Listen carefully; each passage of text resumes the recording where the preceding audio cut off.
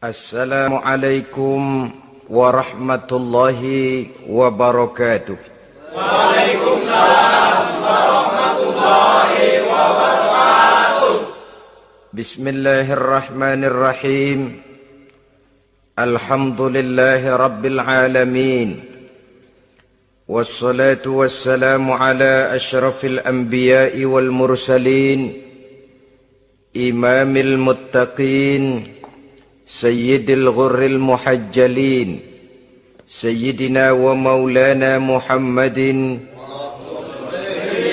wa ala alihi wa ashabihil mujahidin at-tahirin, amma ba'du. Saudara-saudara kaum muslimin rahimakumullah, di zaman Rasulullah sallallahu alaihi wasallam adalah seorang pemuda bernama Ikaf bin Khalid. Ia seorang pemuda yang ganteng, sehat, tidak impoten, suka bergaul dengan wanita, suka pesta, dan memang ia orang kaya. Ia selalu menunda-nunda perkawinan dengan berbagai alasan-alasan yang tidak syar'i. Sampailah keadaan Ikaf bin Khalid ini kepada baginda Nabi, sehingga ia dipanggil oleh baginda Nabi. Setelah sampai, ditanyalah Ikaf bin Khalid ini, "Hai Ikaf, saya ya Rasulullah. Kau sudah punya istri?" "Belum ya Rasulullah." "Juga tidak punya budak sahaya?" "Tidak ya Rasulullah." "Dan badanmu sehat?" "Sehat ya Rasulullah." "Kalau demikian," kata Rasul, "kau ini teman setan. Ada dua pilihan Ikaf. Engkau menjadi Nasrani dalam arti meninggalkan hidup perkawinan, atau kalau kau mau ikut golongan kami, kau harus mengikuti tata cara kehidupan kami. Dan salah satu tata cara kehidupan kami ialah melaksanakan perkawinan." Yang kemudian Ikaf bin Khalid ini oleh baginda Rasul dicarikan seorang gadis bernama Karimah binti Kulsum al-Humairi, dan kawinlah Ikaf bin Khalid ini. Dari riwayat singkat ini, saudara-saudara, Rasulullah sallallahu alaihi wasallam melihat bahwa kehidupan Ikaf bin Khalid ini adalah kehidupan yang lazimnya barangkali di zaman sekarang dinamakan kehidupan dari orang-orang yang gemar melakukan free sex, alias samenleven, alias hidup bersama tanpa melakukan pernikahan.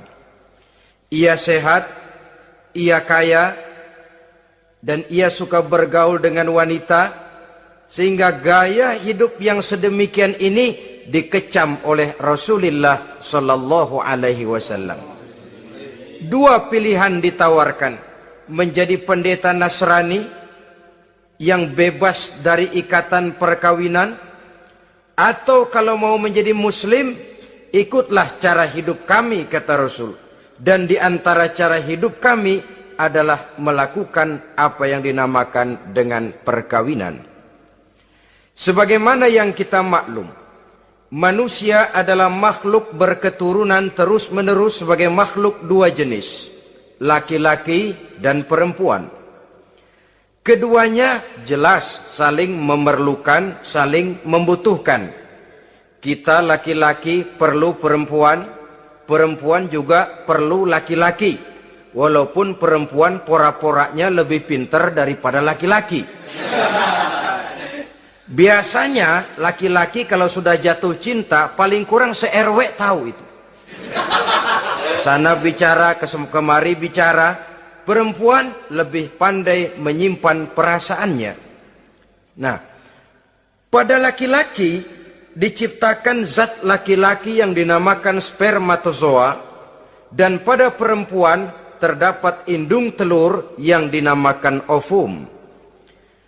Kedua zat itu harus bertemu, dan untuk itu Allah Subhanahu wa taala menciptakan kekuatan tarik-menarik antara laki-laki dan perempuan.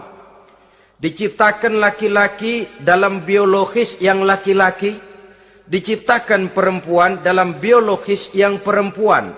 Lemah, gemulai, lembut, menarik, ayu, lemot, denok, geboy. Diciptakan magnet yang merupakan kekuatan tarik-menarik antara laki-laki dan perempuan. Dan bila ada persesuaian, maka akan terjadilah persatuan tubuh yang disebut koitus. Bila pada saat itu kebetulan terjadi pengeluaran ovum, maka kedua zat itu akan bertemu di dalam diri perempuan. Dan inilah yang dinamakan konsepsi, yakni permulaan pembinaan jasmaniah makhluk baru dalam rahim seorang perempuan. Inilah makna firman Allah dalam surah An-Nisa ayat pertama. A'udzu billahi minasyaitonir rajim. Ya ayyuhan nasu taqu rabbakumul ladzi khalaqakum min nafsin wahidah wa khalaqa minha zawjaha wa batha minhuma rijalan katsiran wa nisaa. Wahai manusia, bertakwalah kamu kepada Tuhanmu yang telah menciptakan kamu dari diri yang satu, kemudian diciptakan dari diri yang satu itu pasangannya, dan dari keduanya berkembang biaklah manusia menjadi bersuku-suku dan berbangsa-bangsa. Pada contoh lain, dari proses pembentukan jasmania makhluk manusia dalam rahim ini, Al-Baqarah 223 menjelaskan bahwa seorang laki-laki adalah seperti petani, seorang perempuan adalah seperti ladang. Petani adalah yang mencangkul sawah, menebarkan benih, sementara ladang adalah tempat bersemayam benih-benih itu, tempat dia tumbuh dan berkembang membawa manfaat bagi kehidupan ini. Dengan bahasa yang indah, Quran mengatakan, nisa'ukum harthul lakum fa'tu harthakum anna syi'tum. Istri-istrimu adalah laksana sawah ladang bagimu, maka cangkulah, datangilah sawah ladangmu menurut cara yang kamu suka. Saudara-saudara kaum muslimin rahimakumullah, belakangan ini orang sering membicarakan pendidikan seks bagi anak-anak. Menurut pendapat saya, walaupun itu diperlukan, tapi tidak harus dilakukan secara menggebu, dan masih banyak hal-hal mendesak lainnya yang lebih perlu dibicarakan ketimbang bagaimana memberikan pendidikan seks kepada anak-anak kecil. Barangkali yang memerlukan, yang sering bertanya tentang seks cuma terbatas kepada anak-anak kecil di kota-kota besar, yang oleh perkembangan teknologi dan komunikasi, daya pikirnya memang sudah sedemikian maju. Tapi berapa ribu jumlah anak-anak kecil yang semacam itu? Selebihnya puluhan juta anak-anak kecil yang tinggal di daerah-daerah terpencil, di provinsi-provinsi lain, di luar keramaian, yang sama sekali belum perlu untuk hal-hal yang semacam itu. Haruskah cuma untuk membela yang 1.000 atau 2.000 orang ini saja, lalu kita mengabaikan yang puluhan juta adanya? Kita masih harus membicarakan bagaimana kurikulum pendidikan yang mapan. Kita harus membicarakan bagaimana sistem pendidikan yang memadai. Saudara-saudara, Quran sendiri harus kita katakan berbicara soal seks, tapi gaya bahasanya sopan. Ajaran yang terkandung di dalamnya luhur, tidak terbuka belak-belakan. Saya khawatir disalahgunakan nantinya. Maklum ya, yang namanya anak-anak, sifat yang menonjol pada dirinya itu adalah hubbut taklid, senang meniru. Apa yang dia lihat, apa yang dia baca, apa yang dia tonton, biasanya ingin dia terjemahkan dalam kehidupannya. Kadang-kadang kalau habis baca komik Superman, dia kepengen jadi Superman. Itu anak kecil. Habis baca buku Si Buta dari Gua Hantu misalnya, pengen jadi si buta dari gua hantu, nyari kayu bikin tongkat. Biasa, itu watak yang namanya hubbut taklid. Sekarang kalau kepada anak-anak semacam itu sudah diberikan pendidikan seks, saya khawatir. Kadang-kadang tidak dididik saja sudah lancar kok. Apalagi kalau sampai dilakukan pendidikan, khawatir disalahgunakan. Saya katakan tadi, Quran juga misalnya Al-Baqarah 223 ini bicara soal seks, tapi sudah lihat gaya bahasanya. Nisa'ukum harsul lakum fa'tu harthakum anna syi'tum. Istrimu adalah sawah ladangmu, cangkulah sawah ladangmu menurut cara yang kamu suka. Mau cangkul sambil mundur juga boleh.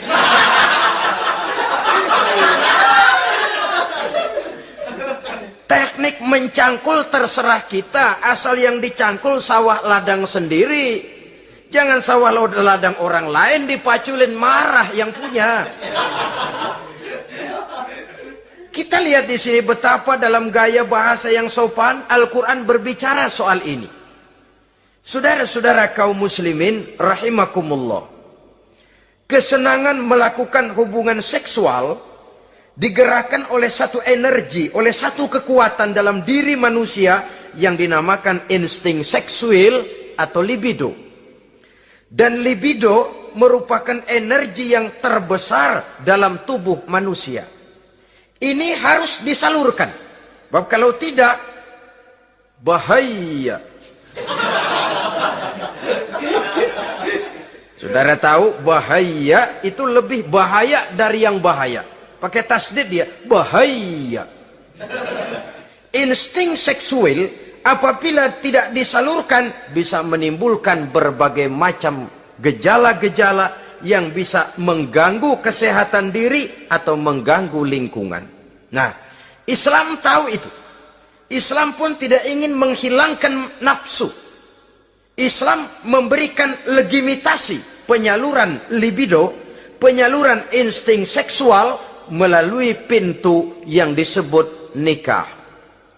Dengan demikian, nikah merupakan pintu legitimasi untuk manusia di dalam ia menyalurkan insting seksualnya atau libidonya atau kecenderungan untuk melakukan hubungan seksual. Tetapi saudara-saudara, oleh karena yang dinamakan nikah tidak cuma berisi hubungan seksual, tapi juga berisi tanggung jawab dan kewajiban, berisi hak dan pengertian, berisi ketenangan dan sebagainya, maka orang pada umumnya biasanya ingin mencari resiko yang lebih ringan. Hubungan seksnya mau, nikahnya ogah. Sebab apa? Karena nikah itu tidak cuma merupakan hubungan seksual saja. Ya, ia harus berisi tanggung jawab. Ya, ia berisi hak dan kewajiban. Ya, ia berisi pengertian. Ya, ia berisi penyantunan sandang, pangan, perlindungan, dan lain sebagainya. Orang lalu mengambil jalan pintas. Sehingga terjadilah kecenderungan gaya hidup yang disebut Samenleving, yang berangkat dari free love untuk kemudian mengarah kepada free sex. Hidup bersama tanpa diikat dengan tali pernikahan. Akhirnya apa? Kalau dirasakan cocok, ya terus. Kalau nggak cocok, ya bubar. Tidak ada satu ikatan spiritual. Kalau demikian halnya, maka manusia belum terlalu jauh nilainya daripada makhluk bernama binatang, yang penyaluran insting seksualnya tidak perlu diikat dengan pintu yang bernama nikah. Orang ingin mengambil jalan pintas, potong kompas, mau enak lalu tidak mau resiko. Hubungan seksualnya mau, tapi kemudian pernikahannya tidak mau. Akibatnya pada satu segi prostitusi. Saudara tahu prostitusi? pelacuran meningkat, perkara apa latar belakangnya itu bukan soal kita, tetapi kemudian terjadilah proses yang dinamakan prostitusi, atau kalau tidak terjadilah pergaulan bebas di dalam kehidupannya.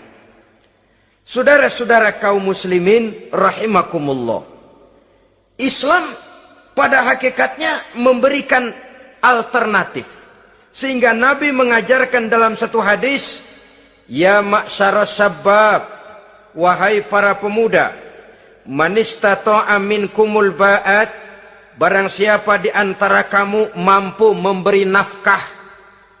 Ba'at di sini diartikan nafkah. Nafkah apa?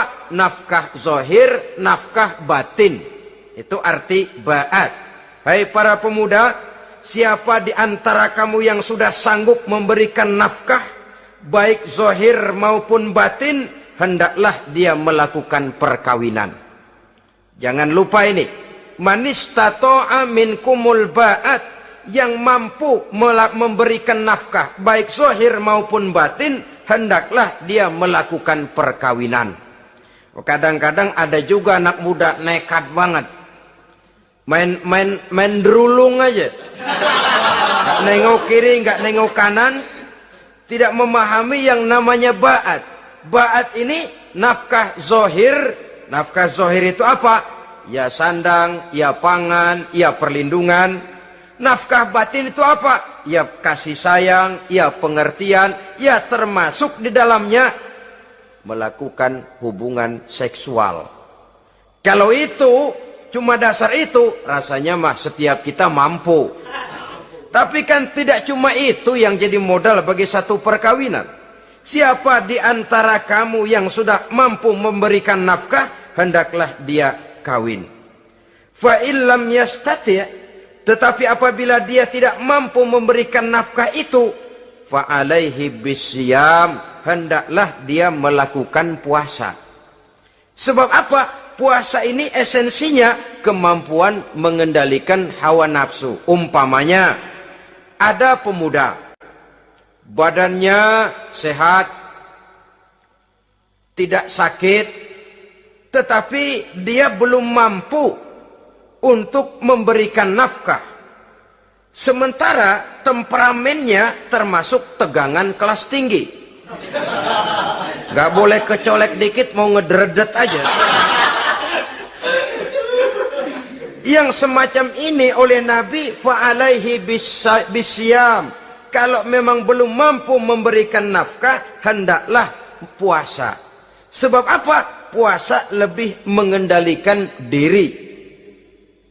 Saudara-saudara, apabila puasa ini pun dirasakan juga berat, maka ada cara lain untuk menetralisir libido itu tadi.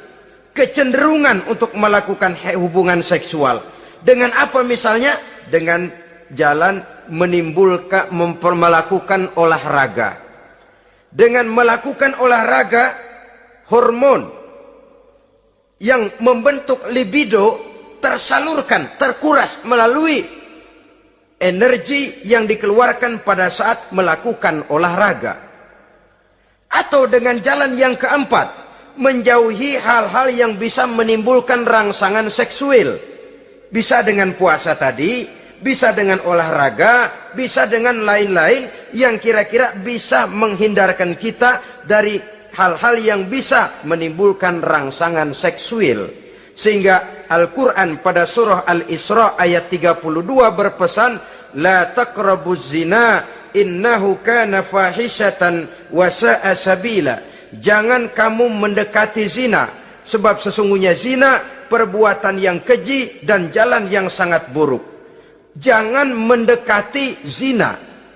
Mendekati zina artinya mendekati hal-hal yang bisa membawa kita kepada perbuatan zina.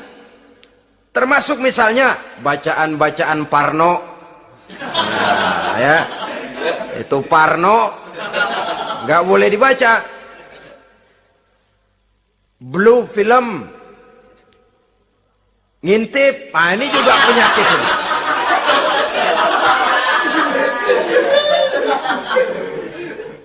Itu termasuk dalam larangan la taqrabu zina. Jangan kamu mendekati hal-hal yang bisa menyebabkan kamu jatuh kepada zina. Kalau itu didekati, besar kemungkinan kita akan terperosok ke dalamnya. Sehingga pepatah bilang, kalau takut jatuh ke sungai, jangan main di pinggir sungai. Kalau takut ombak, jangan berumah di tepi pantai. Kalau takut jatuh kepada zina, jangan mendekati hal-hal yang bisa membawa kita kepada perzinaan. Nah, saya merasa prihatin bahwa dimanapun di dunia ini, modernisasi, kemajuan sering membawa proses pergeseran nilai. Cepatnya arus komunikasi. Apa yang terjadi di Amerika hari ini bisa kita tahu hari ini. Apa yang terjadi di Eropa hari ini bisa kita saksikan hari ini. Proses komunikasi yang sedemikian canggih membawa dampak proses pergeseran nilai dalam diri dan kehidupan manusia. Akibatnya dia banyak tahu, dia banyak melihat, dia banyak mendengar. Kalau dia tidak punya filter, dia akan mudah terhanyut oleh nilai-nilai yang menggeser dia dari tuntunan ajaran agamanya. Maka dengan demikian saudara-saudara, Islam memberikan legitimasi terhadap penyaluran insting seksual melalui pintu yang disebut nikah. Dan Islam mencela apa yang disebut samenleving, free love atau free sex alias hidup bersama tanpa melakukan pernikahan. Apa yang akan terjadi dalam kehidupan ini apabila manusia bergaul sebebas-bebasnya tanpa terikat lagi oleh norma dan kaedah kehidupan beragama? Sudah cukup banyak korban bergelimpangan dari arus yang namanya pergaulan bebas dengan dalih new morality, kebudayaan moral baru yang terlepas dari bimbingan kehidupan beragama.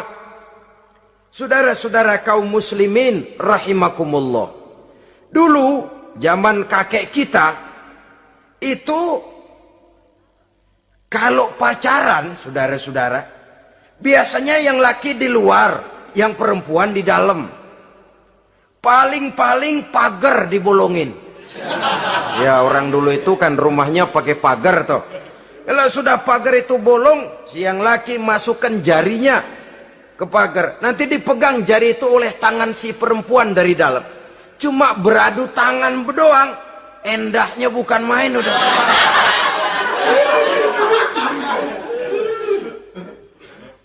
Sekarang saudara-saudara, saya lihat kayak orang beli sepatu. Orang beli sepatu curang banget. Beli mah belum tentu jadi, nyedengin hayo aja.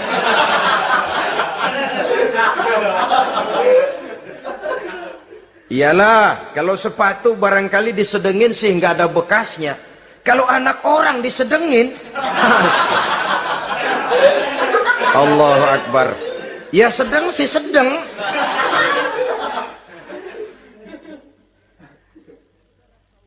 Saudara-saudara kaum muslimin rahimakumullah, terhadap pintu legitimasi ini pun kalau manusia sudah sanggup melakukan ba'at, baik nafkah zahir maupun nafkah batin, kalau itu tidak bisa dia lakukan, hendaklah dia menjaga diri dari hal-hal yang bisa menjerumuskan dia ke tempat zina. Bisa dengan puasa, bisa dengan memperbanyak olahraga, bisa dengan menggiatkan belajar, study club, diskusi. Ada pepatah mengatakan 3 hal yang bisa membawa kerusakan. 3 kosong. Kosong iman, kosong kantong, kosong perut. 3 kosong ini yang sering membawa kerusakan dalam diri manusia. Pertama, kosong iman. Yang kedua, kosong kantong. Yang ketiga, kosong perut. Ketiga kosong ini kalau sampai kumpul pada diri kita 3-0, berapa yang ngubernya? Sering kalah kita. Kosong iman, kosong kantong, kosong perut. Maka motif dari berbagai macam kejahatan umumnya karena 3 kosong ini. Orang bisa jatuh ke tempat zina, bisa jatuh kepada korupsi, bisa jatuh kepada perampokan, pencurian dan berbagai macam perbuatan negatif. Pertama, kosong iman. Kalau sudah kosong iman, ini kosong yang paling berbahaya. Dia tidak ada lagi yang ditakutin. Polisi, ya apa selamanya polisi mau nongkrongin dia. Kalau sudah kosong iman, ini sudah tidak ada lagi norma yang diindahkannya. Yang kedua, kosong kantong. Orang kalau kosong kantong, mudah gelap mata. Bawaannya udah was-was mulu uring-uringan. Kosong kantong. Yang ketiga, kosong perut.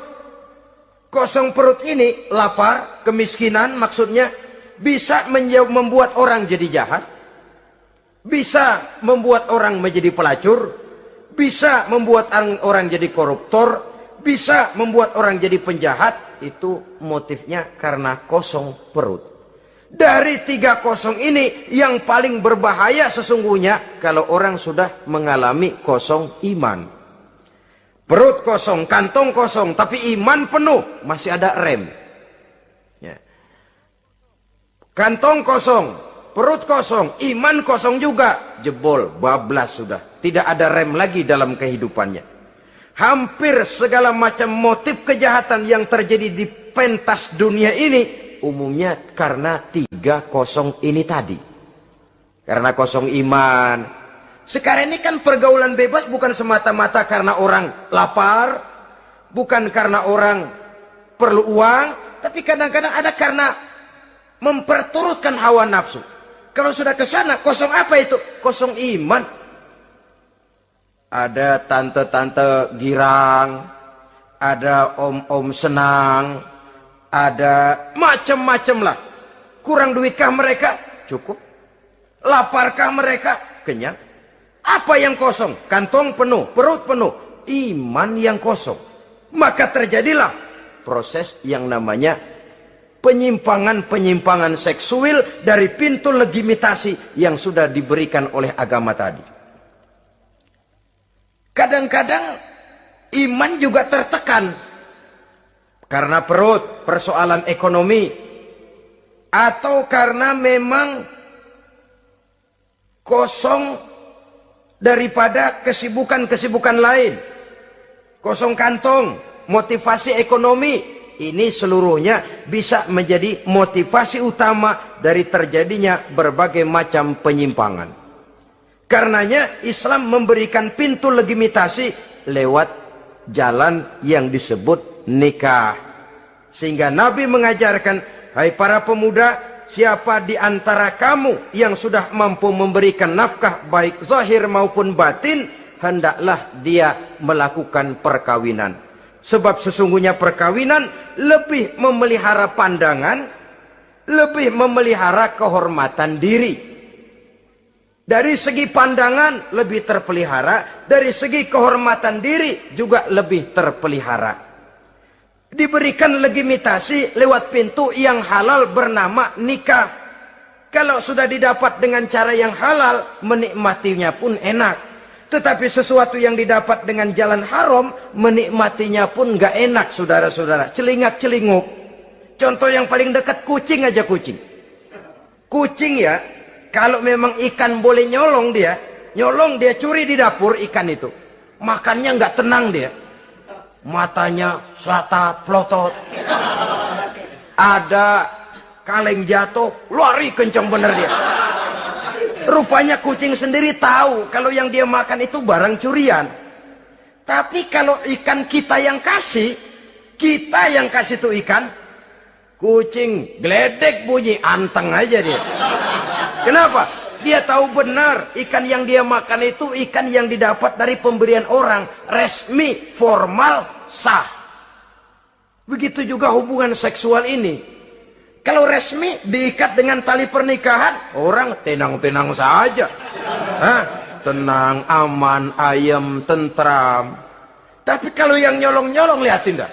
Segera dibopun pisang. Mana nyamuk gede-gede banget. Gerusak, gerusuk. Hansip lewat kabur dia. Padahal Hansip mah lagi ronda. Tapi ada semacam perasaan bahwa ini belum waktunya. Itu yang tidak bisa mendatangkan ketenangan dalam menikmati hubungan seksual itu tadi. Saudara-saudara kaum muslimin rahimakumullah. Jadi akibat dari pergaulan bebas, free sex ini, bahaya yang pertama tadi itu. Hilangnya ketentraman dalam hidup. Mungkin orang lain tidak tahu. Hansip nggak lihat. Orang tua bisa kita bohongin. Tapi ketentraman. Was-was. Apalagi kalau kita merasa bahwa ini akan menimbulkan satu akibat. Entah dalam bentuk nantinya terjadi kehamilan. Si laki-laki juga tidak tenang. Khawatir kalau nanti dituntut. Si perempuan juga setelah melakukan pergaulan bebas itu hilang ketentraman hidupnya. Apalagi kalau dia harus kehilangan sesuatu yang sangat berharga dalam kehidupannya. Kegadisan katakanlah, keperawanan katakanlah begitu. Sesuatu yang semestinya dijaga dan dijunjung tinggi. Tapi kadang-kadang memang cinta, inilah yang namanya cinta. Sehingga cinta itu katanya buta. Kalau sudah buta, apa saja terasa jadi indah, apa saja diserahkan. Akibatnya mahkota yang paling berharga sering hancur berantakan sebelum pada waktunya. Akhirnya ketentramannya hilang. Hidupnya gundah, gelisah. Pada mulanya memang dia tidak merasa cerah, segalanya menjanjikan dan menyanyikan keindahan. Tapi setelah proses pergaulan itu terjadi, dia kehilangan kegadisannya, si pemuda resah, si gadis pun gelisah. Apa yang dia tunggu? Jangan-jangan. Nah, jangan-jangan. Jangan-jangan. Ini biasanya tanggal segini sudah keluar, ini kok belum. Waduh, jangan-jangan, jangan-jangan. Makin merana lah dia. Tidak ada lagi ketentraman dalam hidupnya. Akibatnya kegelisahan itu lalu tumbuh dalam hidupnya. Kerjanya tiap hari hanya termanggu-manggu, menunggu dan menunggu dari waktu ke waktu. Tapi yang ditunggu tak mau tahu. Akan bicara lidahnya terasa keluh, sedang waktu terus berlalu. Hatinya terasa pilu, bagai diiris dengan sembilu. Mau keluar rasanya malu. Salah elu.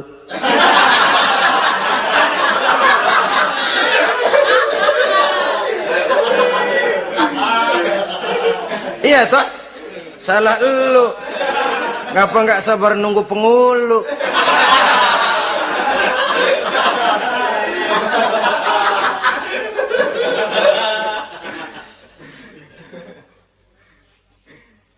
Bacalah surat-surat kabar berapa banyak sudah gadis-gadis bergelimpangan jadi korban. Berapa banyak sudah bayi-bayi yang lahir ke dunia ini tanpa tahu kemana dia harus memanggil bapak. Apakah deretan jumlah korban ini masih harus terus bertambah dan bertambah?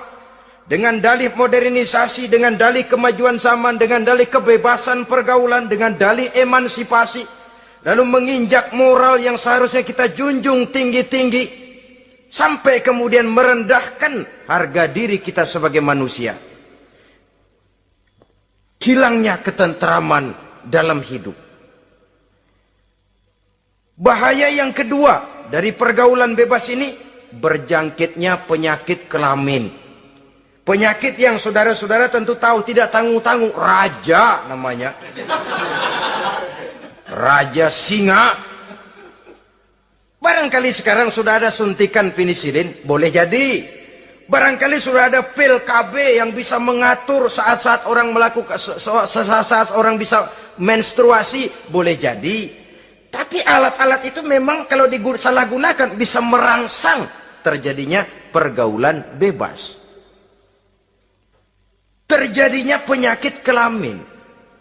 Pada lain segi, saudara lihat saja, sering dicontohkan, kalau pagi-pagi PLN bikin pengumuman, nanti malam listrik akan mati total seluruh kota. Wah, tahu kita, ini nanti malam listrik bakalan mati. Pagi-pagi sudah beli baterai kita. Masukin batu baterai ke dalam baterai. Dari pagi sampai sore itu baterai kita sorotin terus. Padahal masih siang. Apa yang terjadi? Nanti maghrib datang, malam tiba, nyorot lagi. Udah soak batunya. Kenapa? Lantaran dari pagi sepanjang siang disorotin terus. Belum waktunya baterai nyempret terus. Begitu malam, udah soak, nggak terang lagi. Sama saja, kita juga begitu. Belum nikah, dipakai terus. Mumpung masih siang, nyorot terus baterai. Itu nanti kalau sudah malam, masuk pintu pernikahan, baterai bisa soak. Mau nyorot lagi lah, remeng-remeng. Udah nggak punya daya begitu masuk pintu pernikahan, cuma celam-celam doang.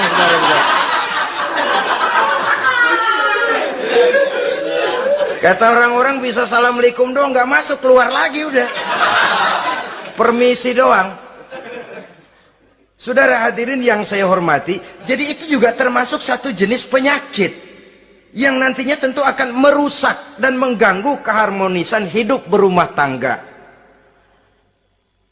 Apalagi kalau sampai di tempat-tempat yang merupakan prostitusi umum, yang segala macam jenis bisa tumplek-blek di situ. Kita bisa bayangkan jenis penyakit-penyakit yang tumbuh di sana. Jadi dengan demikian saudara-saudara, yang kedua bahaya dari free sex ini bisa menimbulkan penyakit kelamin. Yang ketiga, mengganggu kelangsungan keturunan. Apalah dosanya anak-anak kita kalau mereka harus terlahir dengan membawa penyakit yang diwariskan oleh orang tuanya? Sudah kita ini bersalah, kesalahan itu terus diteruskan oleh anak kita juga. Alangkah kejamnya kelangsungan daripada keturunan.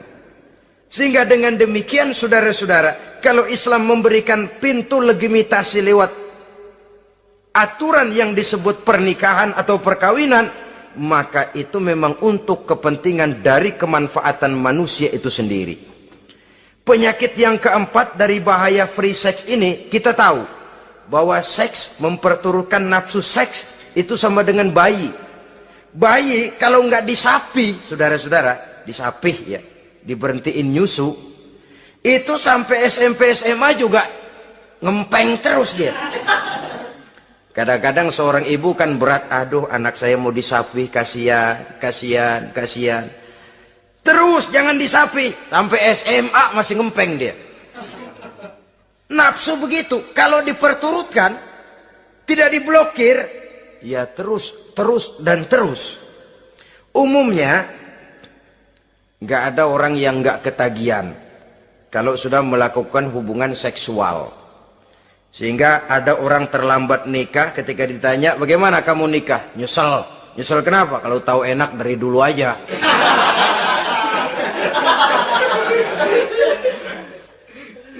Nah, sekarang kecanduan terhadap hubungan seksual ini akan membawa dampak tadi. Pertama, dia lari ke tempat prostitusi kalau ada uang. Andai kata pun dia kaya, ini jelas mengganggu ekonomi rumah tangganya, setidaknya ekonomi keluarganya. Kalau dia tidak termasuk orang kaya, dia bisa melakukan perbuatan negatif. Sepatunya dia jual dulu, celananya digade dulu. Karena lu nih apalah gue ngebut banget nih.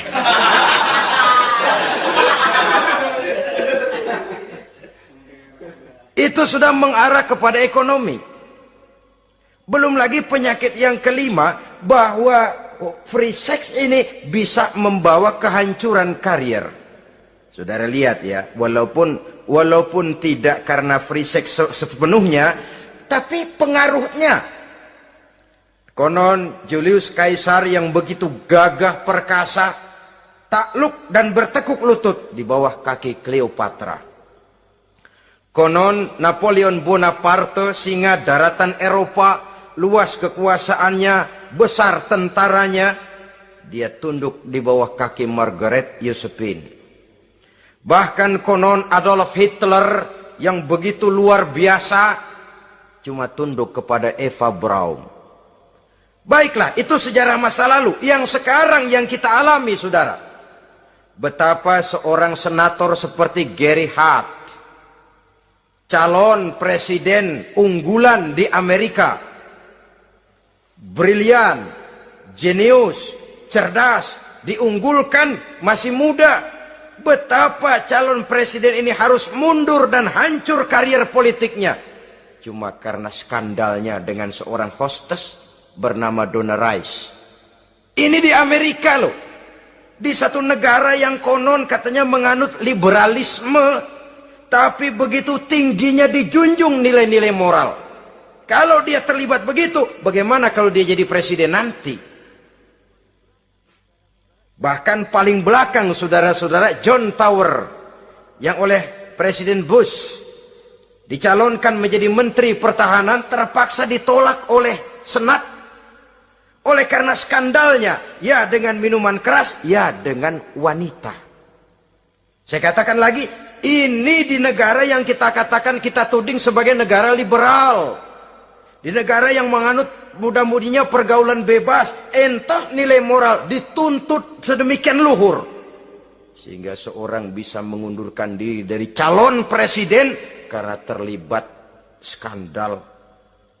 Di Inggris pernah juga kejadian, di Italia pernah juga kejadian, seorang perdana menteri terlibat skandal dengan seorang pramugari pesawat udara, sampai kemudian dia dan seluruh kabinetnya membubarkan diri. Kehancuran karier. Karena bagaimanapun lemahnya wanita, perempuan sekalipun lemah, saudara-saudara, lelaki yang bagaimana gedenya juga dia telan. Itu namanya perempuan, saudara-saudara. Seseorang bisa bangkit ke panggung sejarah memegang peranan. Dari yang tidak pernah diperhitungkan bisa menjadi kekuatan yang diperhitungkan pun karena perempuan. Tapi seorang pun bisa ambles di telan perut sejarah juga karena perempuan. Kehancuran karier. Sebab pangkat yang tinggi, badan yang sehat bukan merupakan jaminan bahwa seseorang akan mampu menghadapi bujuk rayu dari seorang perempuan. Saudara-saudara kaum muslimin rahimakumullah. Oleh karena itu, mari sayangi diri, sayangi karier, sayangi ekonomi rumah tangga. Bertahun kita pergi pagi pulang sore, peras keringat cari nafkah, menghidupi anak dan istri. Haruskah dia jadi hancur cuma oleh karena kecanduan kepada pelacur misalnya? Memang yang namanya pelacur tentu saja memikat, mempedaya, mempesona.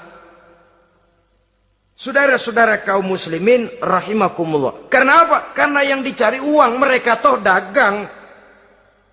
Taktik orang dagang tentu harus mampu memikat pembeli. Jangan lalu merasa senang. Waduh, nih malam mujur banget nih. Ngapa? Dapat yang baik banget sama gue. Waduh, ramah lagi orangnya. Udah endah aja udah. Ya wajar saja, namanya orang dagang. Sehingga orang-orang tua dulu punya pepatah, kalau Anda termasuk orang yang jarang senyum, jangan jadi pedagang. Pedagang wanyun mulu, siapa yang betah beli? Itu kan termasuk psychology of salesman. Memang caranya orang dagang yang mesti begitu. Dia membujuk, dia merayu, dia mempedaya, dia mempesona. Jatuh kita ke kerayuannya, sulit untuk bangkit kembali. Karena itu, jangan dibiasakan. Yang sudah terlanjur, tidak ada terlambat untuk menarik diri. Adalah lebih baik kita gila dulu baru benar, daripada benar dulu baru jadi orang gila. Kalau orang gila mau benar, ini gampang ngaturnya. Tapi sudah benar lalu gila, ini repot, saudara-saudara. Dibilangin apa-apa dia pernah jadi orang benar. Lebih baik kita memulai hidup ini dengan lembaran kelabu. Kalau pada akhirnya kita bisa mengganti dengan lembaran-lembaran putih, Daripada kita mulai dengan lembaran putih kalau akhirnya jadi kelabu. Yang paling baik tentu putih sejak lembaran pertama sampai kepada lembaran terakhirnya. Saudara-saudara kaum muslimin rahimakumullah. Lalu selain zina, apa penyimpangan-penyimpangan seksual itu? Ya, penyimpangan yang umum yang tidak dilakukan oleh sepasang suami istri dinamakanlah dia dengan zina. Tapi kadang orang mencari jalan lain untuk menyalurkan insting seksualnya itu. Ada misalnya dia puasa emang kagak doyan, budek seharian kagak makan, capek. Olahraga ndak suka olahraga. Sementara tegangannya tegangan tinggi. Baca buku yang parno seneng. Kalau ngomong selalu yang nyerempet-nyerempet. Akibatnya apa? Dia puasa tidak, olahraga tidak. Dia bisa jatuh kepada yang disebut onani atau masturbasi. Ada ulama mengharamkan ini, ada yang memakruhkan saja. Tapi bagaimanapun itu merupakan satu perbuatan dosa. Sungguh pun oleh ilmu kedokteran tidak dipandang sebagai sesuatu yang membahayakan barangkali.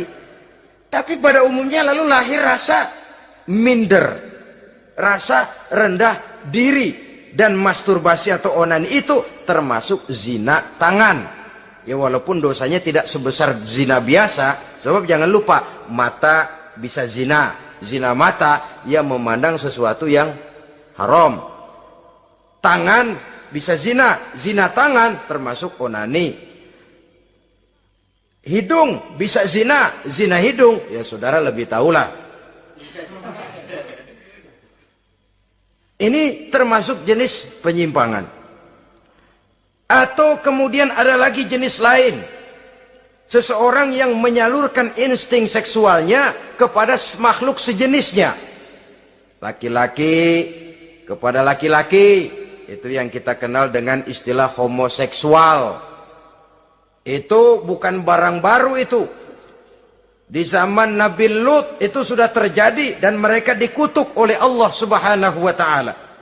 Homoseksual itu termasuk dosa besar. Sekarang ini orang malah menuntut dilindungi haknya.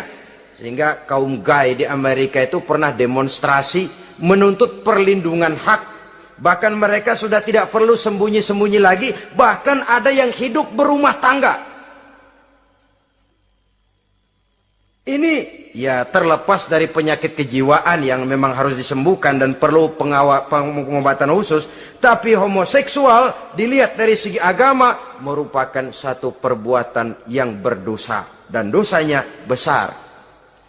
Atau perempuan dengan perempuan. Itu yang kita kenal dengan istilah lesbian. Kadang-kadang karena patah hati ngelihat laki bawaannya udah gedek aja udah. Tadinya kebangatan digombalin, kebangatan percaya penuh. Habis turayuan 17 lapangan keluar semua. Akhirnya dia berhadapan dengan kenyataan yang membuat dia kecewa. Broken, benci kepada laki-laki. Ada yang bersimpati sesama jenisnya. Terjadilah pergaulan intim sesama perempuan. Itu yang kita kenal dengan istilah lesbian. Dan itu pun merupakan penyimpangan yang juga berdosa pelakunya. Dua, ada penyimpangan lain yang disebut eksibisionisme.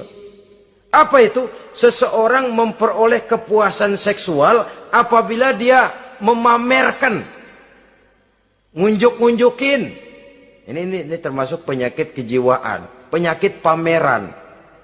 Memamerkan auratnya kepada orang lain. Di situ dia merasakan satu kepuasan.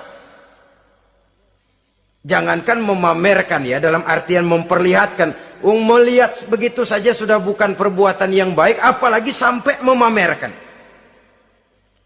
Kemudian juga termasuk penyimpangan ini apalagi? Apa yang dinamakan dengan masochisme. Apa dia? Seseorang yang baru mendapat kepuasan seksual melalui penderitaan, penyiksaan, atau dikenal juga dengan sadisme ini. melakukan hubungan seksual melalui penyiksaan, penghinaan, penderitaan. Di sana dia merasakan ada kepuasan seksual. Ini merupakan penyimpangan yang berbahaya. Sudah hubungan seksualnya di luar pernikahan berbahaya dan berdosa besar, membuat orang lain menderita dan sakit, itu juga merupakan suatu perbuatan dosa. Kemudian yang kelima, apa yang disebut dengan pedofilia. Belakangan ini kita sering baca surat kabar atau majalah, ada orang tua berhubungan dengan anak kandungnya sendiri. Inna lillahi wa inna ilaihi raji'un. Ini udah bapak moyangnya dosa. Sudah zinanya dosa dilakukan kepada anak kandung sendiri. Bahkan pernah 2 orang anak kandungnya masih SMP digarap sekaligus oleh bapak kandungnya sendiri. La haula wa la quwata illa billah. Sudah kayak apa hati orang tua? Anaknya sendiri, bapak moyangnya dosa.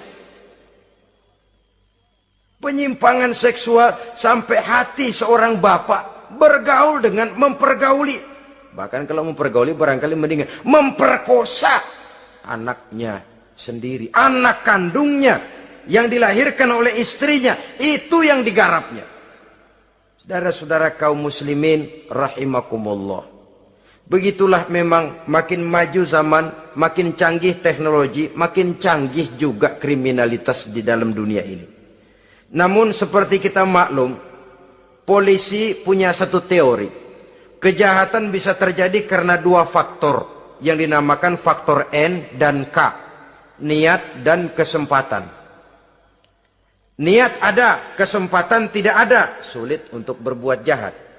Kesempatan ada, niat tidak ada, tidak jadi orang berbuat jahat. Tapi di antara 2 faktor ini, yang paling utama sesungguhnya adalah faktor N, faktor niat. Kalau niat sudah kuat, kesempatan bisa diciptakan, waktu bisa ditunggu, momen bisa dinantikan. Tapi kalau niat yang tidak ada, bagaimanapun banyak kesempatan, kita tidak akan mungkin untuk bisa melakukan kejahatan karena faktor niat itu yang tidak ada. Oleh karena itu agama mengajarkan, ala inna fil jasadi mudghah, iza salahat salahal jasadu kulluh, wa iza fasadat fasadal jasadu kulluh, ala wahiyal qalbu. Ketahuilah bahwa dalam tubuh manusia ada segumpal daging. Jikalau daging itu baik, seluruh tubuh akan menjadi baik. Jikalau daging itu rusak, seluruh tubuh akan menjadi rusak. Ala wahiyal qalbu, ketahuilah bahwa daging itu tidak lain adalah hati. Jadi kalau tubuh manusia ibarat satu kerajaan besar, yang menjadi raja adalah hati. Seluruh anggota badan yang lain merupakan prajurit yang hanya tunduk kepada komando sang hati. Bila hati baik, seluruh anggota tubuh dan panca indera akan menjadi baik. Tapi bila hati rusak, maka seluruh anggota tubuh akan melakukan kerusakan. Tangan akan melakukan kerusakan. Kaki akan berjalan ke tempat yang rusak. Lidah akan membicarakan yang rusak. Mata akan memandang yang rusak. Telinga akan mendengar yang rusak. Dan selanjutnya karena hati memang sudah kotor. Maka bicara soal hati artinya bicara soal niat. Bicara soal niat kaitannya erat dengan faktor keimanan. Oleh karena itu, di tengah kemajuan zaman, kesempatan bisa diciptakan. Yang jadi kendali dan kendala utama daripada kita terjerumus melakukan kejahatan, tidak lain adalah faktor iman adanya. Di kota-kota besar sekarang ini, apa yang tidak tersedia? Sejak dari minuman keras, sampai kepada perjudian, sampai kepada pelacuran, baik yang berterang-terangan maupun pelacuran-pelacuran yang terselubung dan terhormat. Sejak dari kelas koran sampai kelas hotel bintang 5, sejak dari kelas di pinggir lapangan sampai kelas di motel-motel mewah dan mahal, sejak dari kelas murahan sampai kelas super VIP dan lain sebagainya. Ini seluruhnya merupakan fasilitas kehidupan yang kita harus pandai memilah dan memilih dan punya filter dalam kehidupan. Allah Subhanahu wa taala memberikan pilihan. Alam naj'al lahu 'ainaini wa lisanan wa syafatain wa hadainahu najdain. Bukankah kami ciptakan bagi manusia itu dua mata, satu lidah, dua bibir. Wa hadainahu najdain, dan kami berikan mereka petunjuk dengan dua jalan. Manusia, ini jalan kanan, ini jalan kiri. Jalan kanan kau tempuh akan sampai ke surga. Jalan kiri kau tempuh akan sampai ke neraka. Sementara jalan ke kanan memang menanjak, banyak onak dan duri. Sementara jalan ke kiri memang kelihatannya menurun, bertabur bunga di kanan kirinya, harum dan mewangi. Falak tahamal aqabah. Kenapa kamu tidak mau menempuh jalan yang menanjak? Ini kecenderungan manusia. Ngapain nanjak, capek. Ini aja yang turun nih nggak pakai bertenaga. Ngapain kawin, repot lah pakai nyari nafkah, pakai kerja, ntar punya anak ribet lah, sama juga. Mendingan kesono aja, no 2000 bersih udah.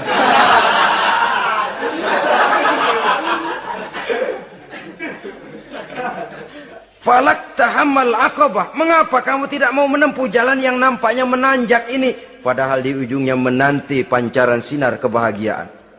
Kau turuni jalan yang kelihatannya menurun ini, padahal di bawahnya menunggu jurang kehancuran yang sangat teramat dalam. Saudara-saudara kaum muslimin rahimakumullah. Dengan demikian, apabila Islam melarang manusia dengan larangan yang keras, jangan terjebak dalam pergaulan bebas, jangan berendam di dalam free sex, sesungguhnya adalah untuk kepentingan daripada manusia itu sendiri.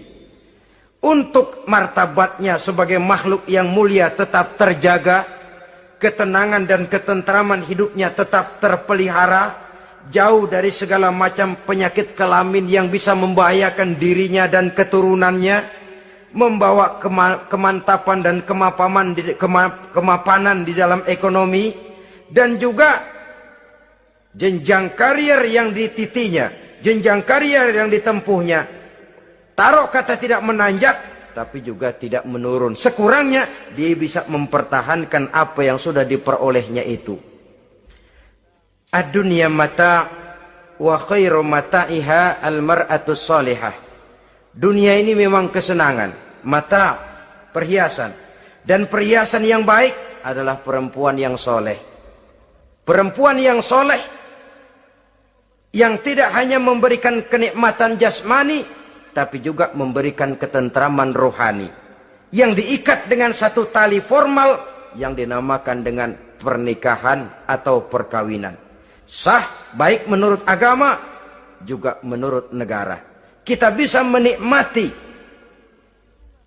kecenderungan insting seksual tadi dalam satu nada yang tenang, aman, tentram, memberikan kebahagiaan, kepuasan zahir dan batin. Tapi kalau jalan pintas yang kita tempuh, potong kompas yang kita pilih, kita lebih suka jajan, lebih suka ngeteng. Nikah kan berat, bayar mas kawin, bawa uang belanja segala macam. Iya, tapi sekaligus. Setelah itu saudara boleh pakai seumur hidup, asal masih ada napasnya masih bisa dipakai.